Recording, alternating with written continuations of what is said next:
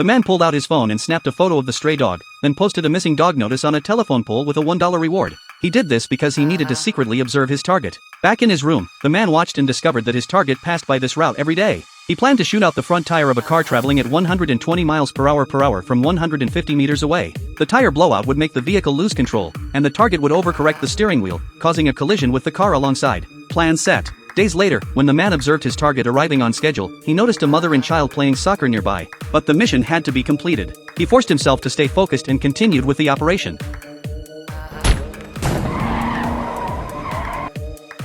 The target's vehicle crashed into the adjacent car just as he calculated, but this accidentally killed the mother on the sidewalk. The man was consumed with guilt. This wasn't part of his plan. In the woods, he couldn't help but feel remorse for today's tragedy. This man was a top-tier mercenary, known in the business as the Virtuoso. Mike was tired of this life of killing and wanted to retire and go home. One day, Mike went to the CEO of the assassination company to resign. But the CEO asked Mike to complete one final job. This mission was different from the others. The target's identity couldn't be confirmed, and there was no photo. All he knew was that the target would appear at a bar in a small town at 5 p.m. the next day, and there was a special name, White Rivers. The next day, Mike packed his gear and headed to the destination. Upon arrival, Mike skillfully tucked his pistol into his waistband, then photographed all the license plates of vehicles parked outside the bar before cautiously entering. Mike quickly scanned everyone present. He noticed a man sitting alone against the wall with a view of the exit, a bulge in his jacket suggesting he was carrying in a shoulder holster. A couple sat where the man could watch the entrance, leaning forward, maybe packing heat at the waist too. Mike recognized the bartender from a gas station where they'd crossed paths once. Mike chose a seat where he could see everyone and began searching the license plate information.